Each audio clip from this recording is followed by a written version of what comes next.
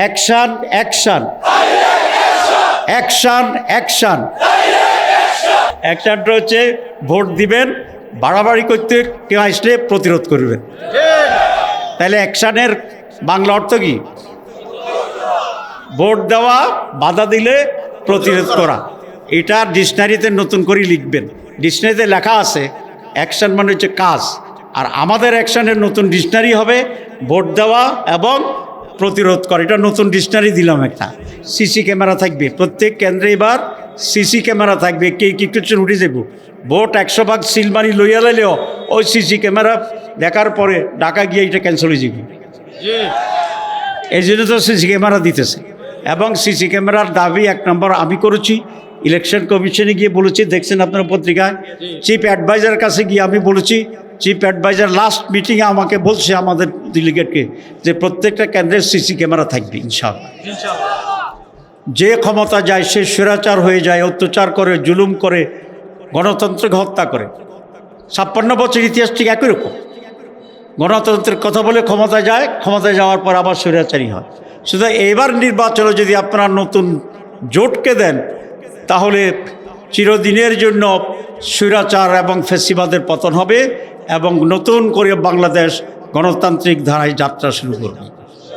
সুতরাং এটার একটা আবার আরেকটা গুণগত পরিবর্তন আমি বলেছি যে আমরা আগের থেকে গিয়ে একটু নতুন জায়গায় যেতে পারি। পৃথিবীর বহু দেশ আছে যারা আমাদের পরে স্বাধীন হয়েছে, যেমন ধরুন সিঙ্গাপুর, নাম শুনছি তো আমরা পেশা করে।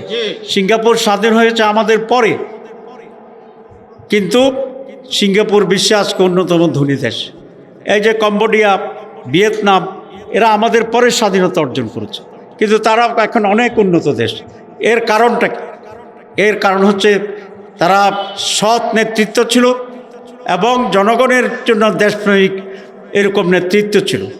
এই নির্বাচনে আবার এই গুণগত পরিবর্তন হবে যে আপনি কি আগের ধারার যারা নানা কথা বলেছে, আমি কোনো খারাপ শব্দ ব্যবহার করতে চাই না, আমরা কি আগের সেই পুরানো ধারায়, সেই দুর্নীতির ধারায় যাব, নাকি নতুন লিডারশিপ, নতুন নেতৃত্ব দিয়ে আমরা দুনিয়ার দৃষ্টিকোণ থেকে উন্নতির হিসাবে যদি বলি, তাহলে একটা উন্নত দেশের জায়গায় আমরা যাব। সেই পরিবর্তনের সিদ্ধান্ত হবে এই নির্বাচন। যেহেতু সময়ের খুব কম, আমি যেটা বুঝাতে চেয়েছি সেটা হচ্ছে যে এই নির্বাচনটি শুধুমাত্র একটা ভোট দিয়ে কোন মার্কাকে পাস করে দেব তার চেয়ে অনেক বেশি গুরুত্বপূর্ণ। এবং এই ক্ষমতাটা আমাদের, আমরাই যদি ক্ষমতা প্রয়োগ করি ব্যালট দিয়ে, তাহলে দেশ চেঞ্জ হয়ে যাবে, আমরা ভালো দেশে থাকবো। আর যদি আমরা সেই কাজটি না করি, আমরা আবার আগের মতো এখন যেভাবে আছি, সেই দুর্নীতি, সেই অপবাদ, সেই স্বৈরাচার, সেই অত্যাচার, সেই জুলুম, সেই নিপীড়ন, সেই বিচারহীনতা, এগুলো আবার কন্টিনিউ করব।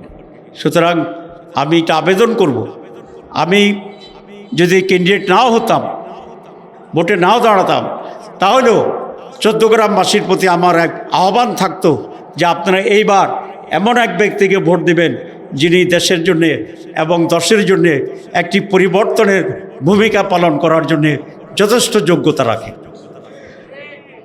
তো যেহেতু আমি দাঁড়িয়েছি, আমার কথা আপনারা বলছেন, আপনারা বলবেন। এটা আল্লামা বাদশাহ সাহেব বলছেন যে সামনে মাদ্রাসার একটা জরাজীর্ণ বিল্ডিং আছে। বিল্ডিংটা জরাজীর্ণ না, কমপ্লিট হয় না, কিন্তু ইটের ভালো, আলহামদুলিল্লাহ।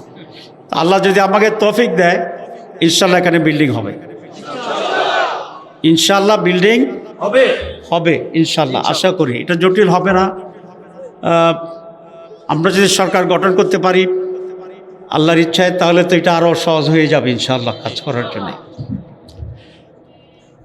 এবার নির্বাচনটি 2024, 18, 14, 2008, 2001 ঠিক এরকম একটি সাধারণ নির্বাচন নয়। ও সমস্ত নির্বাচনগুলো ছিল এক দল ক্ষমতায় আছে আর পরে কারা ক্ষমতায় যাবে সেরকম একটি নির্বাচনের মতো। এবার নির্বাচনেও ক্ষমতা তৈরি হবে, কিন্তু শুধুমাত্র ক্ষমতার পালাবদলের নয়, এখানে গুণগত কতগুলো পার্থক্য অন্য নির্বাচনের তুলনায় আছে। আপনারা জানেন যে বাংলাদেশ স্বাধীন হয়েছে প্রায় 54-55 বছর হয়েছে। এই 54 বছরে এর আগে 12টা নির্বাচন হয়েছে, এটা ত্রয়োদশ, মানে 13 নম্বর, 12টা হয়েছে। অনেক সরকার পরিবর্তন হয়েছে, কিন্তু কতগুলো জিনিসের কোনো পরিবর্তন হয় নাই। যেমন যে সরকারে আসছে তারা দুর্নীতি করছে,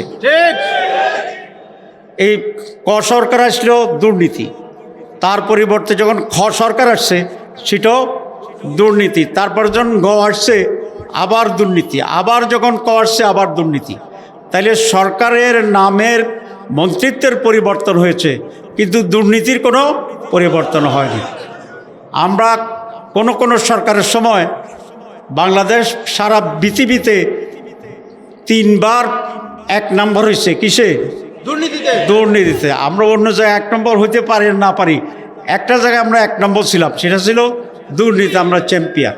সুতরাং এই নির্বাচনটি এরকম আরেকটি নির্বাচন যদি হয়, যে নির্বাচনে ক্ষমতার পরিবর্তন হবে কিন্তু দুর্নীতির পরিবর্তন হবে না, তাহলে এই নির্বাচন কোনো অর্থবহ হবে না। এই জন্য এইবার নির্বাচনের সুযোগ আছে যে আপনার যদি এমন দলকে বা জোটকে ভোট দেয় এই দেশের মানুষ, তাহলে চিরদিনের জন্য দুর্নীতি দূর হয়ে যাবে ইনশাআল্লাহ। এবং সেই জন্যই আমরা একটা জোট করেছি, সমস্ত ইসলামী দল আমাদের সাথে আছে। মুক্তিযুদ্ধের যিনি অন্যতম প্রধান নেতৃত্ব দিয়েছিলেন, বর্তমানে জীবিত আছেন বিক্রম অলি আহমেদ সাহেব, উনি আমাদের সাথে আছে। জুলাই আগস্টে যে পরিবর্তনটা হয়েছে, এবার যে সরকারের ব্যাপক একটা পরিবর্তন হয়েছে, যেটা আমরা জুলাই চেতনার কথা বলি, তারাও কিন্তু আমাদের সাথে আছে। সুতরাং একটি দল ছাড়া আর সকলেই আমাদের এই 11 দলীয় জোটের ভিতরে আছে এবং এর পক্ষে সারা বাংলাদেশ আলহামদুলিল্লাহ একটা জোয়ার তৈরি হয়েছে। আপনারা দেখেন পত্রপত্রিকায়। আমরা আশা করি এবার মানুষ পরিবর্তন চাইবে, এবার মানুষ ভালো মানুষকে ভোট দিবে এবং এই জোট সরকার গঠন করে বাংলাদেশ থেকে দুর্নীতি চিরদিনের জন্য নির্মূল করবে ইনশাআল্লাহ। তাহলে এই নির্বাচনটি আগের চেয়ে গুরুত্বপূর্ণ কিনা? গুরুত্বপূর্ণ।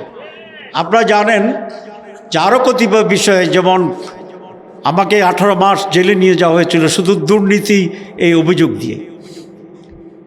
18 মাস বারবার তদন্ত করছে করে দেখা যায় 1 পয়সার কোনো দুর্নীতি পায়নি আলহামদুলিল্লাহ।